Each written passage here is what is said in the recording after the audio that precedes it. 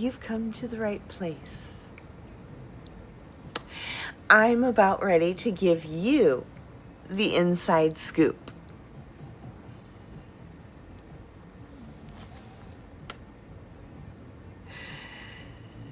So what are GLP-1 RAs?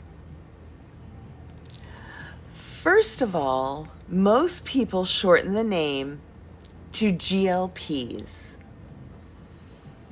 It stands for glucagon-like peptide receptor agonists. That's a mouthful.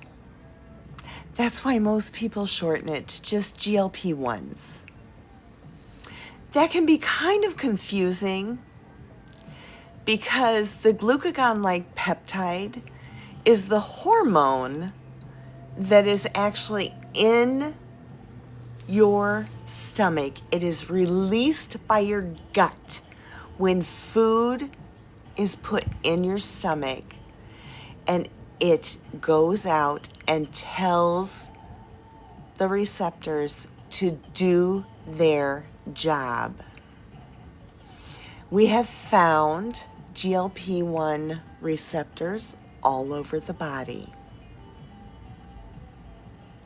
So what we are actually injecting into our systems when we inject a GLP-1 RA is the receptor agonist that goes out and finds that GLP-1 receptor agonist, or that GLP-1 receptor, and kicks the bed until it wakes up and goes out and does its job. Now, its job can be heart protection. It can be liver protection, kidney protection, dulling your appetite, telling your brain no more food, but we'll get into all of that later.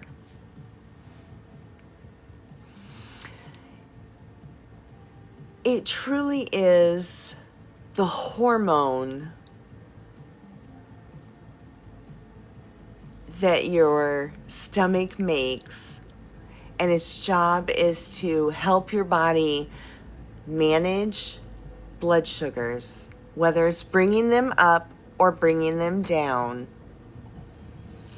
Tell your brain that you're full, and slow digestion.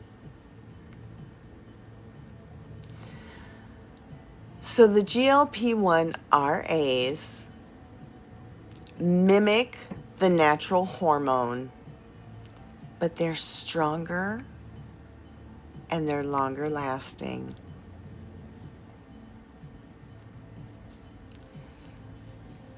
So science made simple. They bind the GLP-1 receptors in your pancreas, brain, and gut. They boost insulin when your blood sugar is high. They reduce glucagon,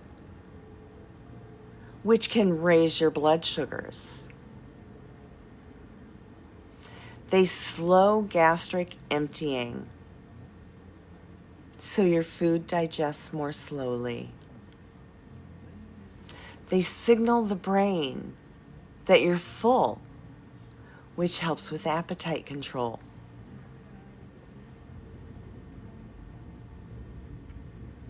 So what are some of the benefits of this wonderful medication?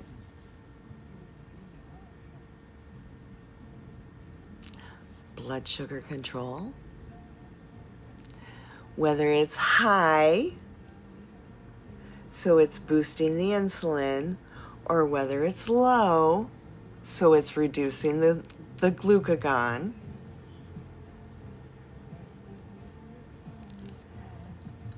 WL, or weight loss. It's FDA approved for obesity management. cardiovascular protection. Wegovy is FDA approved for cardiovascular protection.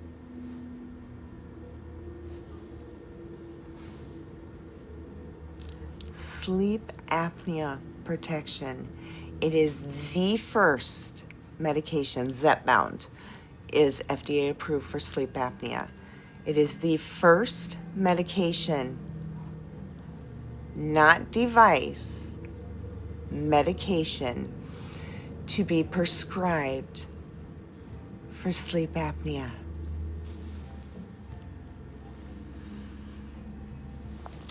And kidney and liver protection.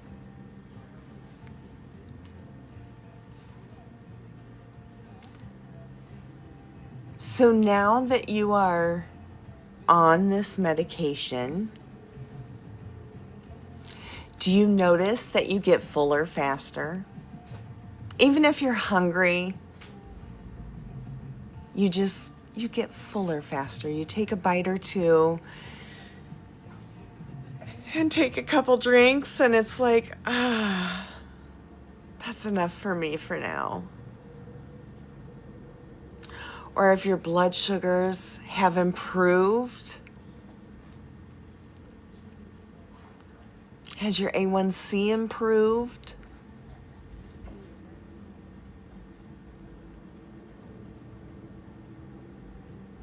That's what they're supposed to be doing. So what are the GLPs doing in your body?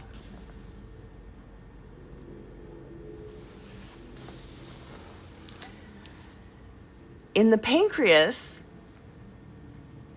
they make insulin more effective when blood sugars are high.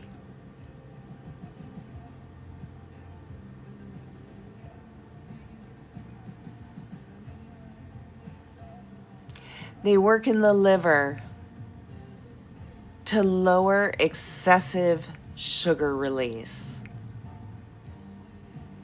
Is Mounjaro? No, Mounjaro is not approved for cardiovascular protection yet by the FDA. It does show cardiovascular protection, but it's not an approved diagnosis yet through the FDA. Wegovy is the only one that has the FDA approval for that. Even Ozempic, which is the same exact molecule, does not have the FDA approval for that yet.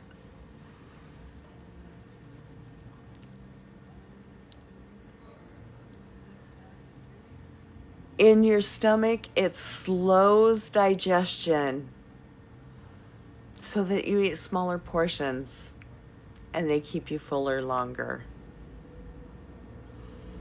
In your brain, the appetite centers respond better. You get less food noise and fewer cravings.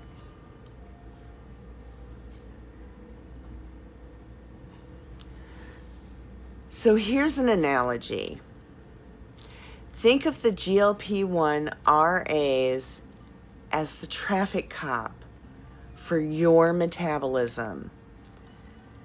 They wave insulin in when it's needed and hold back the sugar release from the liver. They slow down the traffic of food in your gut and send a signal to your brain saying, we're satisfied, we need no more.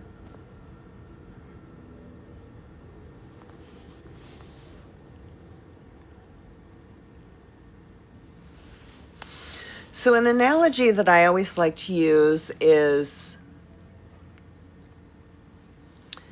when you're insulin resistant, what is happening is your organs call for food. They ring a bell to your brain that says, I'm hungry, I need fuel. Your brain talks to your mouth and says, we need to eat. We need to fuel our organs. We need to eat. So you take in food. That food goes into your gut. It processes. It goes to all your organs. Your pancreas sends insulin out in the little truck to pick up that fuel. And insulin's job is to go and drop it off at each of the organs. So he stops at the liver and he says, beep, beep, I've got your fuel. And the liver says, I don't want your fuel, insulin, because he's insulin resistant. So insulin says, okay, and drives to the next organ. He stops at the kidneys. Beep, beep, I've got your fuel. And that organ says, insulin, I don't want your fuel. So insulin doesn't know what to do with the fuel that it's got in the back of its truck. It can't go back to the pancreas with a full load. It has to empty its truck before it can go back. So it lays down its fuel in the fat fields. So in turn, it makes more FAT. And then it goes back to the pancreas. The organs are still calling to the brain, hey, I need fuel. I need fuel. I need fuel. And your brain is still calling to your mouth saying, I'm hungry, dude. Come on. Let's get some fuel in here. So you are still eating uncontrollably, not by your own fault. It is because your organs are insulin resistant. They will not take the fuel that insulin is trying to drop off. So that is why insulin resistant people gain weight easier. It just happens that way. So long-term changes when you're on a GLP. It retrains your appetite patterns. It breaks the constant sugar insulin spike cycle. It helps the body heal from metabolic stress.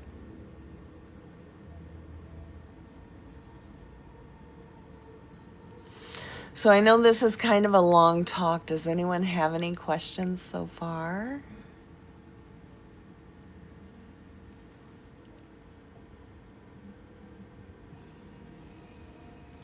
Shannon, hi, how are you?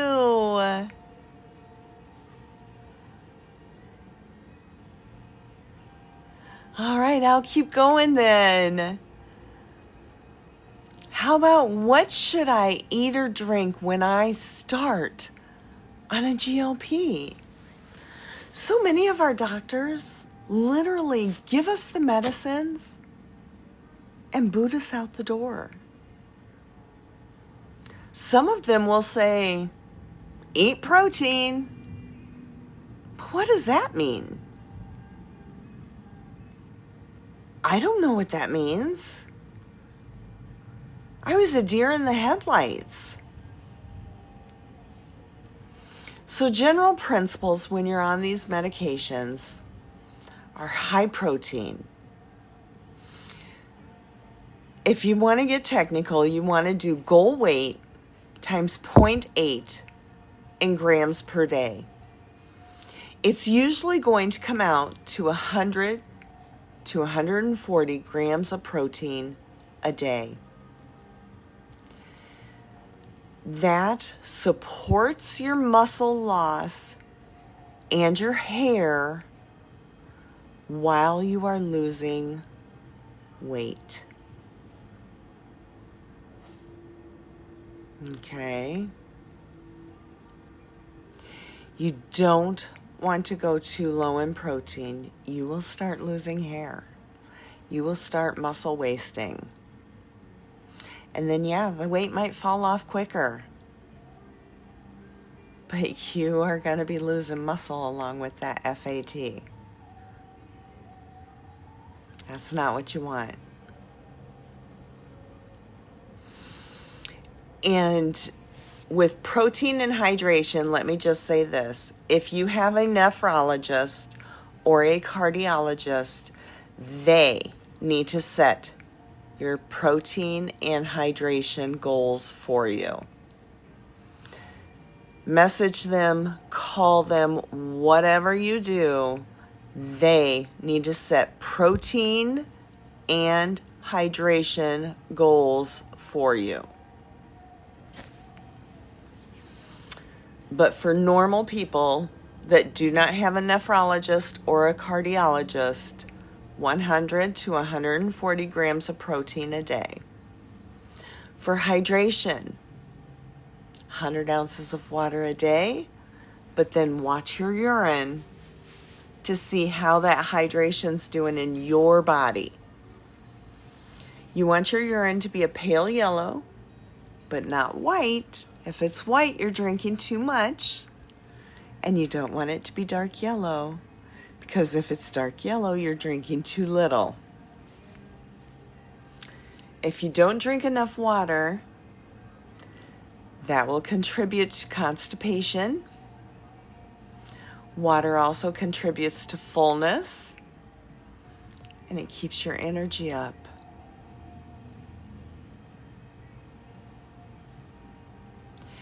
You want to eat balanced meals. Proteins, vegetables, healthy carbs, healthy fats. Do not exclude one food group. Don't say, I eat no carbs. Don't say, I eat no fruits.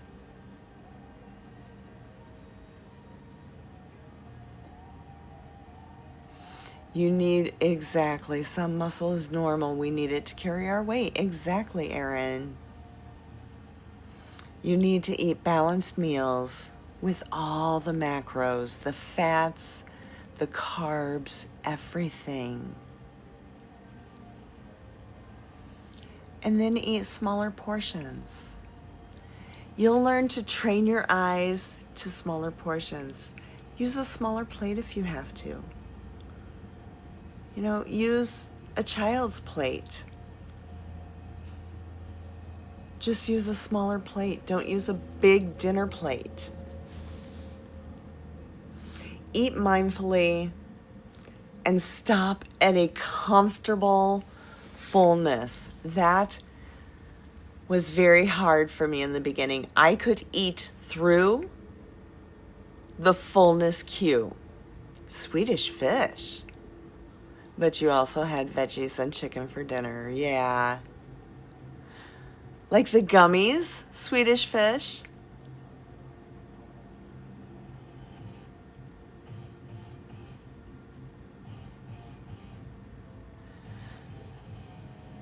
So stopping at a comfortable fullness is hard for some. You have to learn what I'm full feels like. In the beginning, slow down. Slow your eating down. Listen to your brain. And that's the only way that I can explain that is listen to your brain. Take a bite or two. Take a drink of water, count to 10. And just explain to your family that you need to not be conversing with them during this time. I know that supper time is usually the time to talk, but just ask them to exclude you from the conversation just in the beginning. And then take 2 more bites, a drink of water, and then count to 10 while you're listening.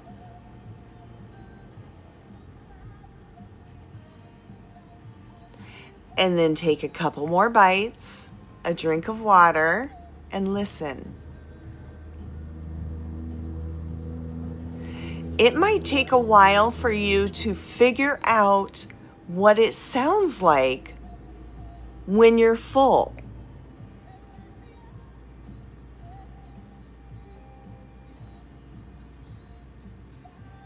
It did for me. Some foods that work best while on a GLP are lean proteins, chicken, turkey, fish, eggs, Greek yogurt, and protein shakes. I try to get as much of my food from real food. I get as much of my macros from real food as I can. But if the only way you're going to get your protein in is to drink a protein shake, drink a protein shake. Don't let anybody shame you for what you need to do on your journey. It is your journey. It's going to be different from Joe's or John's or Fred's. Your journey is your journey. It's going to be different than mine. I may tell you something, but what you do is the opposite. I'll let you know. Anything that I say is not set in stone. You could do the complete opposite of something, and that's what works for you. And if that's what works for you, great. For vegetables, try leafy greens or cruciferous greens like broccoli, peppers, cauliflower, that type of thing. Get your fiber from beans, oats, chia seeds. Fiber really helps with bowel regularity. You do need some healthy fats. Some good ones are avocado, olive oil to cook your chicken in, some nuts and seeds. Some hydrating foods would be foods like cucumber, watermelon, soups. Foods that can cause discomfort for some. High fat, fried foods are harder to digest and they sit in your stomach longer. They may cause nausea and they may even cause some gut discomfort. Heavy creams or sauces, again, they may sit in your stomach longer and cause some discomfort. Large portions of sugar, they may cause cramping. Carbonated drinks can cause bloating, and not just in the belly. They can cause bloating, or not just in the stomach. They can cause bloating all the way down. And alcohol. Some people that had a tolerance to alcohol before may not have that tolerance anymore.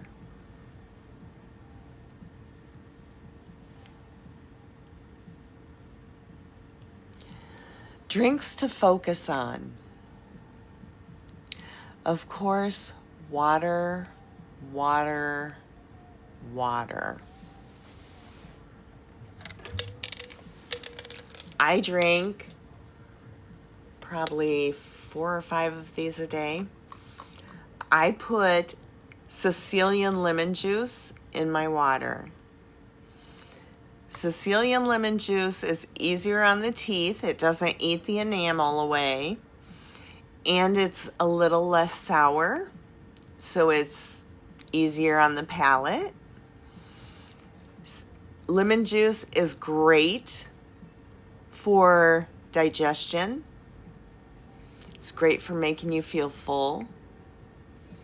It's just good for you. The next thing is making sure that you're getting in electrolytes. Low sugar electrolytes.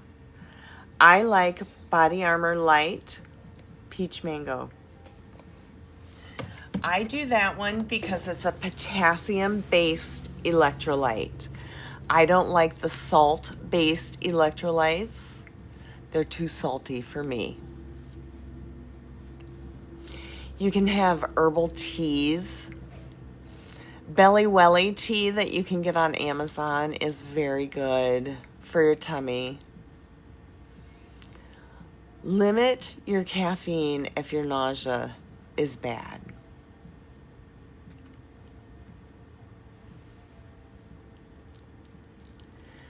So what should you expect when you're on a GLP? In the early weeks, some people have nausea, smaller appetite, fatigue, constipation, or in the early weeks, some people feel nothing. They wonder if they're even injecting anything.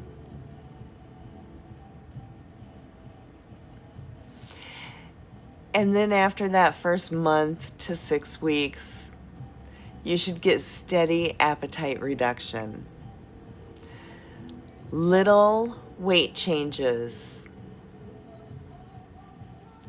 0.5 to 2 pounds a week is healthy, sustainable weight loss.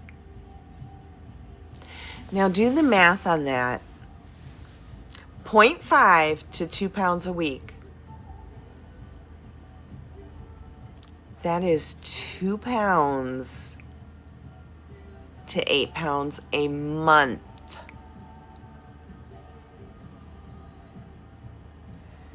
Let me repeat that. 2 pounds to 8 pounds a month.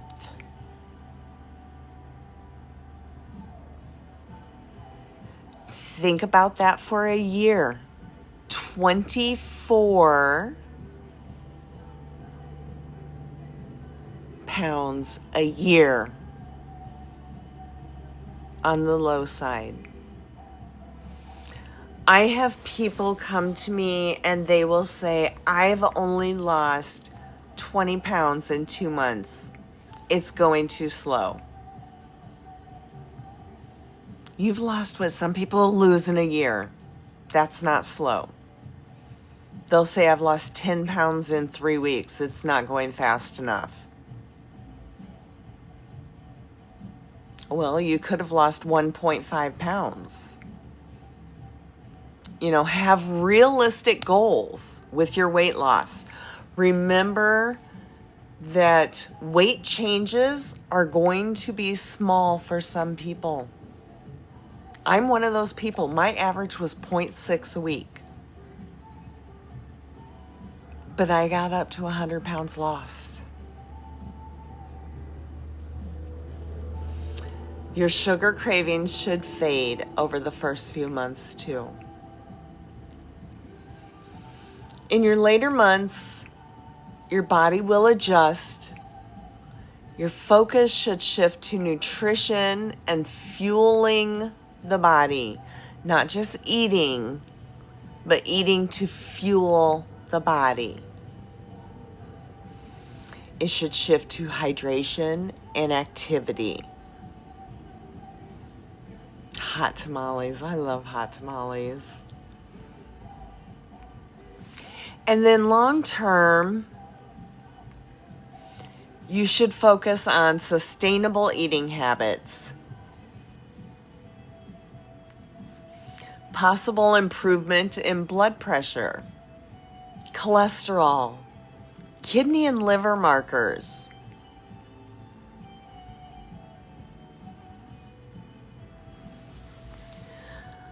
So side effects and coping with some of those side effects. Like I said, some people have nausea and you just want to eat smaller meals.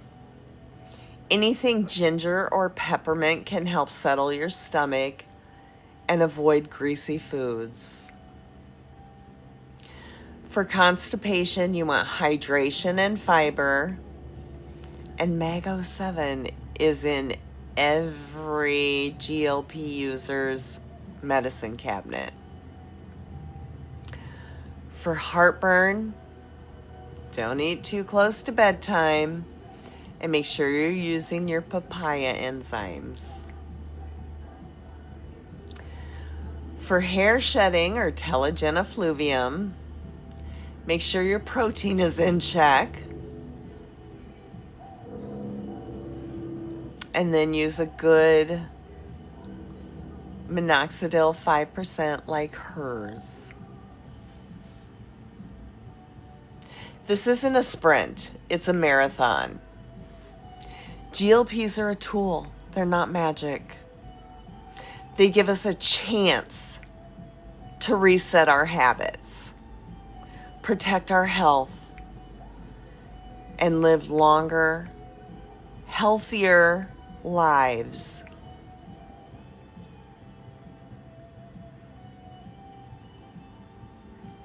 So tonight we've covered what GLP-1 RAs are, what they do in the body, what foods and drinks to focus on, and what to expect during your journey. Remember, this is your journey. Be kind to yourself. Give yourself grace. Listen to your body and fuel it with what makes you feel good. Your body will talk to you.